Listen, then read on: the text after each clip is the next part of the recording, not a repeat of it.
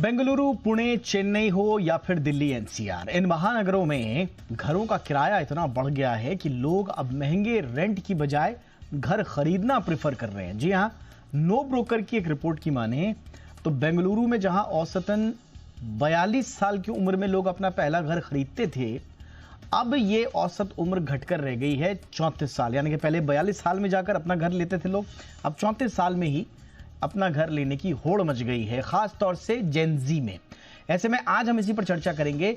महानगरों में किराए के बजाय घर खरीदने के बढ़ते रुझान का हम विश्लेषण करेंगे, साथ ही जानेंगे कि क्या वाकई महंगे रेंट देने की बजाय घर खरीदना ज्यादा समझदारी भरा फैसला है। एक्सपर्ट्स होंगे हमारे साथ, बहुत ही खास। लेकिन सबसे पहले ये रिपोर्ट देखिए।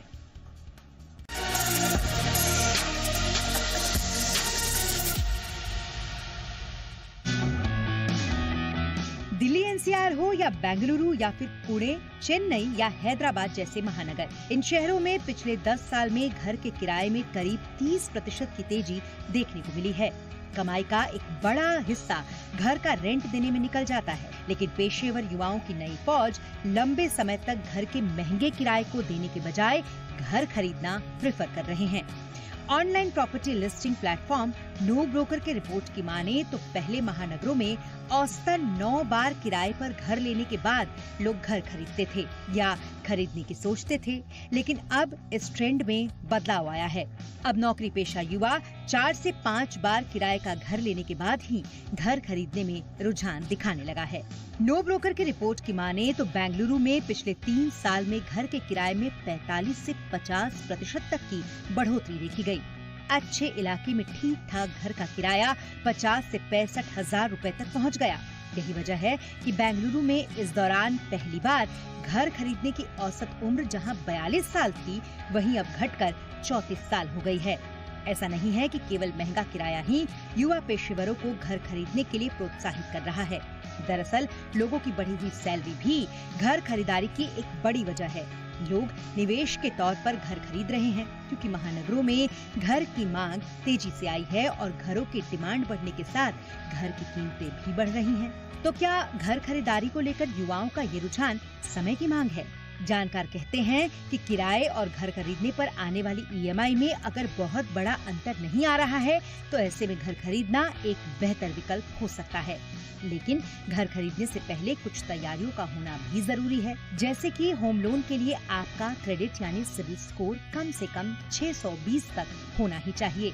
अगर क्रेडिट स्कोर 700 या इससे अधिक है तो लोन मिलने में आसानी होगी। अगर 740 से ऊपर क्रेडिट स्कोर है तो आपको अच्छे रेट्स पर लोन मिल जाएगा। ये भी गौर करना होगा कि कट कटाकर जितनी सैलरी आप घर ले जाते हैं, ईएमआई इसके 40% से अधिक नहीं होनी चाहिए। हाँ, ये भी जरूरी है कि जिस घर को आप खरीदना चाहते हैं उसकी कीमत का कम से कम 20 से 30% आपके पास लिक्विडिटी होनी चाहिए। मसलन अगर आप 1 करोड़ का घर खरीदते हैं तो हाथ में 25 से 30 लाख रुपए होने चाहिए। बाकी तो लोन हो जाएगा, लेकिन आपको अपने घर की कितनी जरूरत है और क्या किराए देने की बजाय घर खरीदकर आप फायदे में रहेंगे, इसका गुणा गणित भी आप कर लेते हैं तो बेहतर है। ब्यूरो रिपोर्ट, जी मीडिया।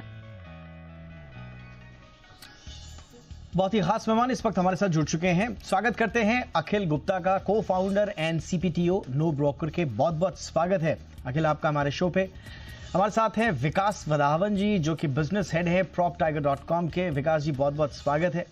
नौशाद पंजवानी साहब हमारे साथ हैं, चेयरमैन हैं finance corporate and allied laws BCAS के। नौशाद साहब, बहुत बहुत स्वागत है आपका भी। सबसे पहले अखिल जी, चर्चा की शुरुआत आपसे ही। ये जो शिफ्ट दिख रहा है होम ओनरशिप की तरफ, इनफैक्ट अर्ली होम ओनरशिप की तरफ, ये सिर्फ बेंगलुरु के कॉन्टेक्स्ट में ही आप बता रहे हैं इसको, या ये मोटा मोटा पूरे देश भर का ट्रेंड है?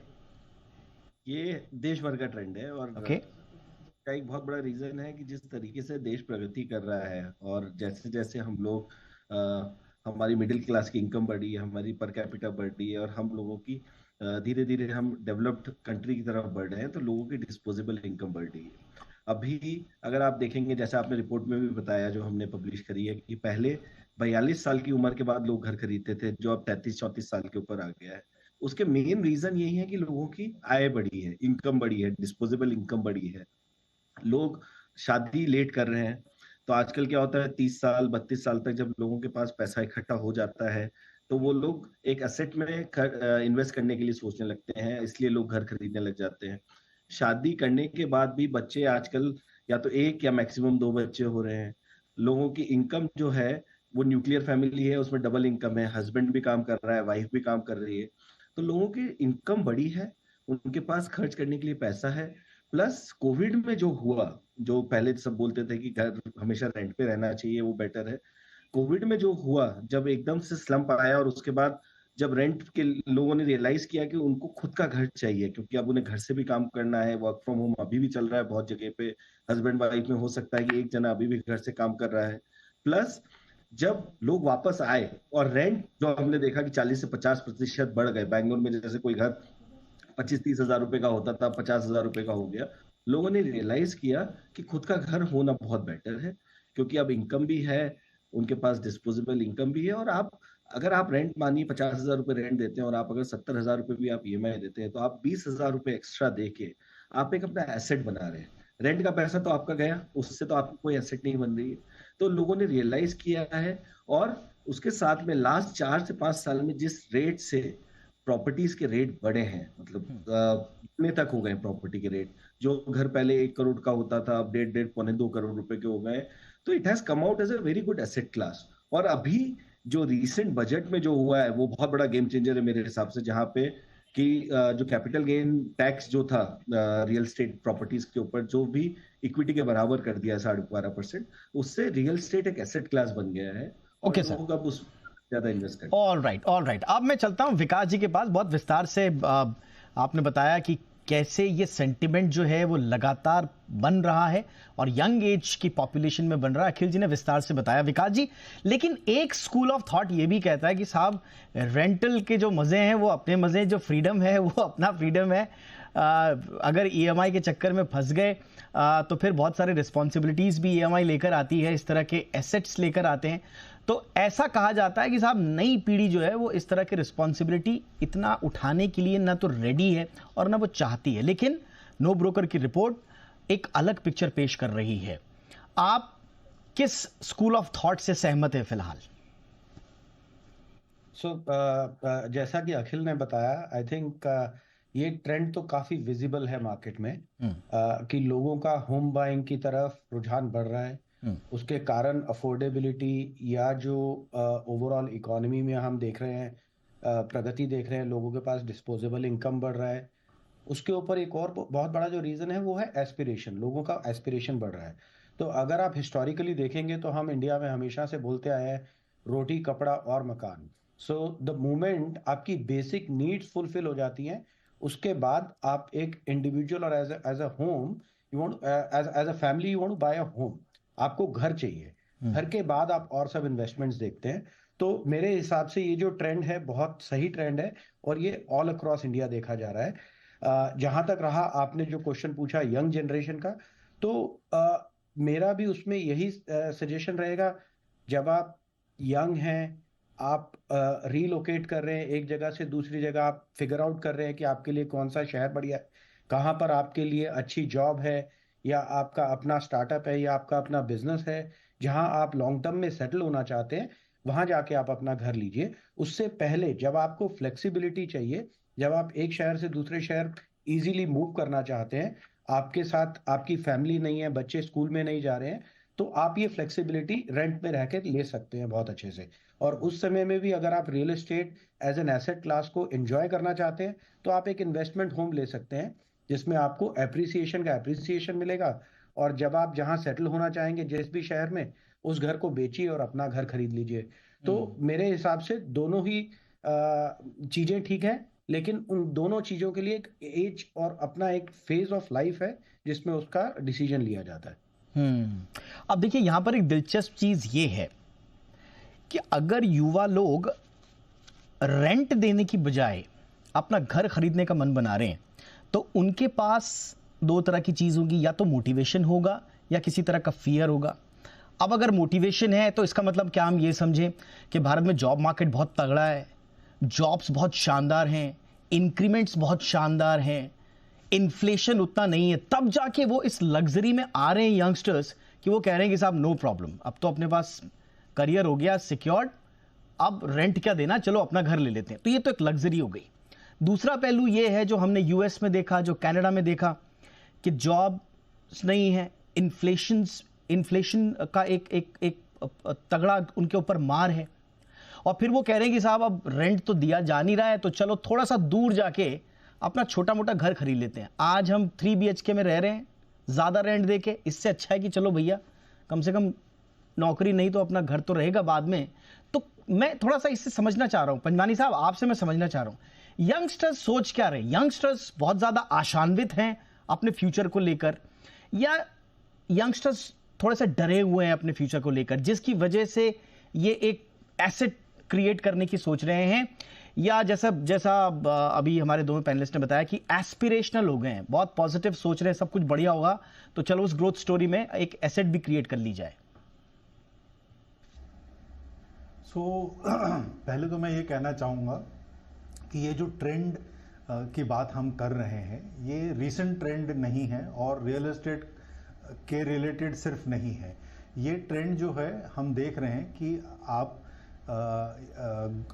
You go back in the past, तो 25 साल पहले 30 साल पहले जो एवरेज टीवी बाइंग का एज होता था वो 45 इयर्स की एज में वो टीवी बाई करते थे। कार जो था उस एज में था 40-45 की एज में, और head of the family buy करता था। यंगस्टर्स को तो ये ख्याल भी नहीं आता था, और house also in that range आता था। अब जो है ये एज डाउन आते जा रही है, लोग अपनी गाड़ियां भी बहुत पहले ले रहे हैं। मोबाइल फोन्स जो हैं 1 लाख 1.5 लाख के फोन्स आप देखेंगे यूथ के हाथ में होते हैं। तो ये एक सेविंग इकोनॉमी से स्पेंड इकोनॉमी पर हम जा रहे हैं, तो यूथ उसमें बड़ा एक रोल प्ले कर रहा है।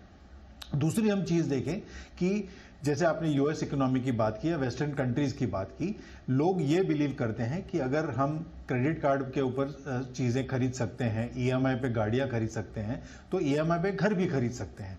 और ये एक हाउस जो है ये एक बहुत बड़ा स्टेटस सिंबल है कि मैंने अपना घर खरीदा। तो ये रहा एस्पिरेशनल और मोटिवेशन की बात रही। पर जहाँ तक टेक्निकल की बात करें, जहाँ तक फाइनेंशियल की बात करें, इकोनॉमिक की बात करें, तो ये भी सच है कि बहुत सारे यूथ जो हैं वो एक छोटी एज में एक हाई इनकम लेकर बैठे हैं। ये जो हमारा आईटी बूम हुआ है, उसके बाद स्टार्टअप बूम जो हुआ है, इसके वजह से यंगस्टर्स के हाथ में बहुत सारा डिस्पोजेबल कैश आया हुआ है। तो इनकी सोच ये है कि रेंट पे रहने से ज़्यादा हम अपना घर क्यों ना खरीदें।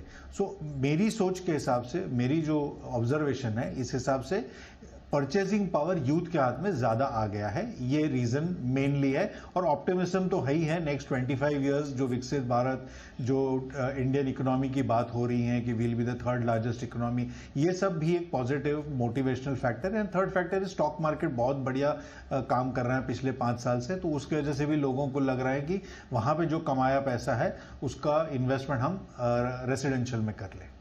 एब्सोल्युटली, ये आपने जो आखिर में बात बोली ये तो बहुत सही बात है, क्योंकि हमने मुंबई और आसपास के इलाकों में जो लग्जूरियस होम बाइंग का ट्रेंड देखा है वो इतना ज़बरदस्त है, और उसको लोग अक्सर जो है वो स्टॉक मार्केट में रिटर्न से भी जोड़ते हैं।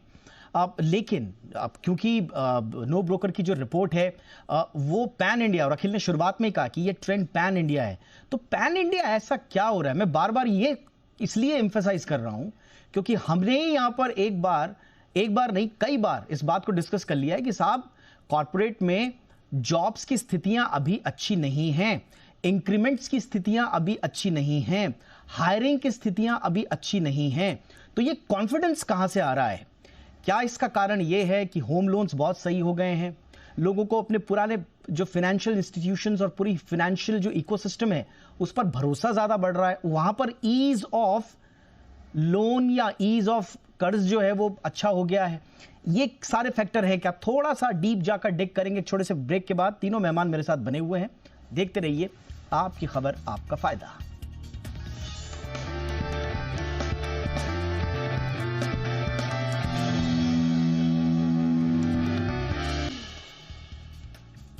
ब्रेक के बाद आपका स्वागत है। तो अपना हो मकान या रेंट से ही चलाएं काम, ये क्वेश्चन मार्क था, लेकिन नो ब्रोकर की एक रिपोर्ट बताती है कि जो यंगस्टर्स हैं अब उनमें होम बाइंग, अपने घर की प्रवृत्ति ज्यादा है। 42 साल में एक जमाना था, लगभग दशक भर साल पहले, जब 43 साल की उम्र में अपना पहला घर खरीदते थे लोग। आज की डेट में वो उम्र घटकर 32, 33, 34 पर आ चुकी है।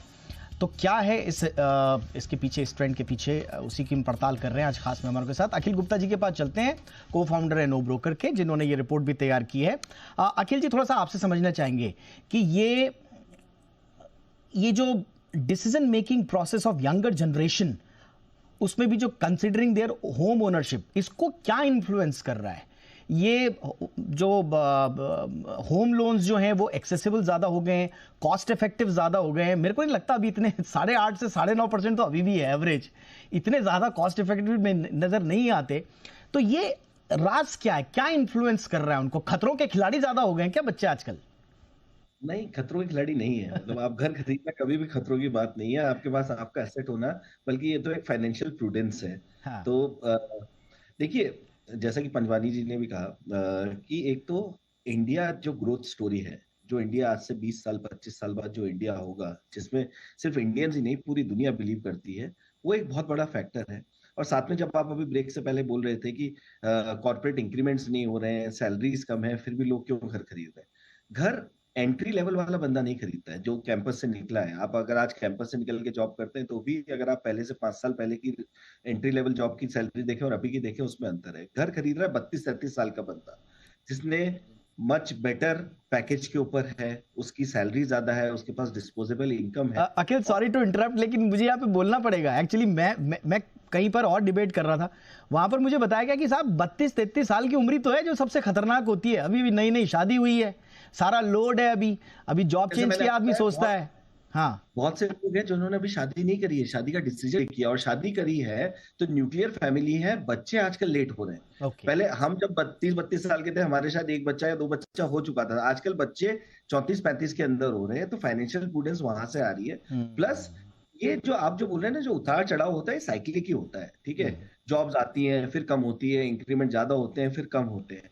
तो जो आदमी 32-33 साल की उम्र में आ चुका है, उसने कम से कम एक साइकिल देख ली है। जब उसने देखा कि यार काश मैंने अगर 6 साल पहले 5 साल पहले घर खरीदा होता तो आज मेरा घर शायद 1.5 गुना हो गया होता, मुझे मेरी रेंटल इनकम, मुझे इतना रेंट भी नहीं पे करना होता, और मेरी ईएमआई भी खत्म हो गई होती शायद अभी तक। तो लोग वो सब जो उनके पास बैक टेस्ट से डेटा है, उसको यूटिलाइज करके समझदारी यूज करते हुए अब घर खरीदने लग रहे हैं, which is a very good decision according to. Alright, ठीक है। विकास जी, थोड़ा सा आपसे समझना चाहूंगा, आपकी अंडरस्टैंडिंग इस पर क्या है? अभी भी जो 7-7.5 लाख जो खाली पड़ी इन्वेंट्रीज हैं, उनमें जो ट्रेंड अभी 2-4-5 साल का आप देख रहे हैं, और छोड़ दीजिए, मैं पोस्ट कोविड की बात करता हूं, उस पोस्ट कोविड में क्या कोई ऐसा डेटा आपकी नजर में आया जिसमें हम ये बता सकें कि जो खाली पड़ी इन्वेंट्रीज हैं उनमें फर्स्ट टाइम होम बायर्स या यंग होम बायर्स की तादाद कुछ ज्यादा आ रही है? ऐसा कुछ आपको नजर आ रहा है? क्योंकि अगर ऐसा कुछ होगा तो ये बिल्कुल सिंक हो जाएगा नो ब्रोकर की रिपोर्ट के साथ। दीपक जी, पहले तो मैं आपके पहले वाले पॉइंट पे और एक डेटा पॉइंट ऐड करना चाहूंगा, जिसमें आपने बोला क्या यंगर जनरेशन बहुत एडवेंचरस हो रहा है। मैं बिल्कुल अखिल जी से सहमत हूँ। ये एडवेंचर की बात नहीं है, ये तो फाइनेंशियल प्रूडेंस की बात है और स्टेबिलिटी की बात है। एक किसी भी एक इंडिविजुअल की लाइफ में घर खरीदना एक बहुत इंपॉर्टेंट माइलस्टोन होता है, और आप जितना जल्दी वो माइलस्टोन अचीव करते हैं, उसके बाद आप और सब एसेट क्लास में जाते हैं, financial assets, equity and so on so fourth, वो सब आप खरीदना शुरू करते हैं। इसके 2-3 कारण है जिसके कारण से ये बढ़ रहा है। पहला एक कारण, जैसा कि पंजवानी साहब भी बोल रहे थे, कि घर का पहले जब घर खरीदते थे तो 20-25 साल पहले 45 साल की उम्र में घर खरीदते थे, अभी वो 35 साल है। बट अगर आप 20-25 साल पहले का एक अफोर्डेबिलिटी इंडेक्स का डेटा पब्लिश करते हैं HDFC, उस पर अगर आप नजर मारेंगे तो एवरेज एनुअल इनकम से घर की अगर इक्वेशन बिठाते थे तो income versus cost of the house was 21 times. आज अगर उस इक्वेशन को देखते हैं तो वो 5 से 7 टाइम्स है। तो there is a significant improvement in the affordability of a house, right. उसका एक कारण तो यह है कि लोगों की आय बढ़ गई है, दूसरा अफोर्डेबिलिटी बढ़ गया है, और तीसरा एक्सेसिबिलिटी ऑफ लोन जो है वो बहुत ईजी हो गया। पहले मार्केट में जो लोन पेनिट्रेशन था वो 4 या 5% था, अभी वो बढ़ के 11% के करीब आ चुका है।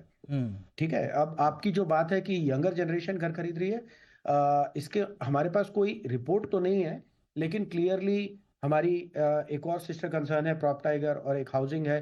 प्रॉप टाइगर में जो अगर हम डेटा देखते हैं कि कौन लोग हैं जो घर खरीद रहे हैं, जहां पर हम करीब करीब 4 से 4.5 हजार करोड़ की इन्वेंट्री हर साल बेचते हैं, वहां पर क्लियरली हमें वो डेमोग्राफिक दिख रहा है जहां पर कि बायर का जो एवरेज एज है वो डाउनवर्ड शिफ्ट होता दिख रहा है। वो यंगर एंड यंगर बायर घर खरीद रहे हैं। उसका एक कारण ये है कि अफोर्डेबिलिटी बढ़ा है, दूसरा न्यूक्लियराइजेशन ऑफ फैमिली जो हो रहा है उसके कारण से भी यंगर जनरेशन अपना घर खरीद रही है, क्योंकि पहले वो अपने पेरेंट्स के साथ रहते थे, अपनी शादी के बाद वो अपने घर में मूव होना चाहते हैं, इसलिए वो घर खरीदते हैं and early stages of life में खरीदते हैं।